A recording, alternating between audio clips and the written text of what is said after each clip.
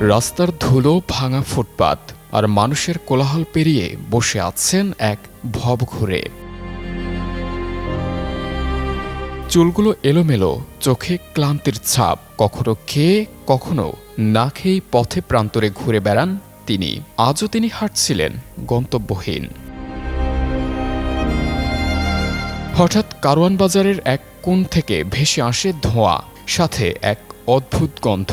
রান্না হচ্ছে সুস্বাদু সব খাবার। ঘুরতে ঘুরতে ঠিক সেই জায়গাটিতেই এসে দাঁড়ান তিনি। হয়তো খাবারের গন্ধই তাকে টেনে এনেছে এখানে। বিকেল থেকেই বসে আছেন চুপচাপ, চোখে কৌতূহল, মনে হয়তো একটু আশাও।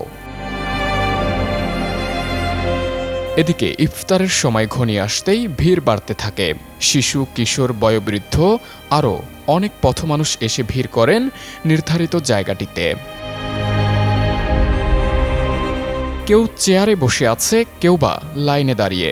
সবাই অপেক্ষা করছে এক প্লেট ইফতারের জন্য। এক এক দিন এক এক ধরনের আইটেম দেয়। যারা কাজকর্ম না করে তারাও এখানে খেতে পায়। এমনকি যারা রোজা রাখে তারাও এখানে ইফতার করে। প্রত্যেক দিনই আই, অন্য দিন অন্য খাবার। যারা ভালো কাজ করে এগোরে দেয়। যারা ফুটপাতে থাকে, ভালো কাজ করে, কর্ম করে, কেউ না খায় থাকে, সারাদিন কষ্ট করে, তাদের জন্য এই আয়োজন করেছে মাস্তর ফাউন্ডেশন নামে একটি সংগঠন, যারা মানুষের জন্যই কাজ করেন। প্রতিদিন প্রায় 1 থেকে 1,500 মানুষের হাতে তুলে দিচ্ছেন ইফতার। এই বছর আমরা 10 লক্ষাধিক রোজাদার ব্যক্তিদেরকে সম্পূর্ণ বিনামূল্যে ইফতার করাবো।